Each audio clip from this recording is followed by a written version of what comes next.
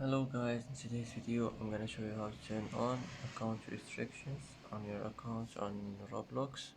Easy and quick. First, click settings and now click privacy. Now here, as you see, you'll find account restrictions. Click on it like this and it will be turned on, and that's it. That's how to turn on account restrictions on your accounts on Roblox. Easy and quick, and that's it.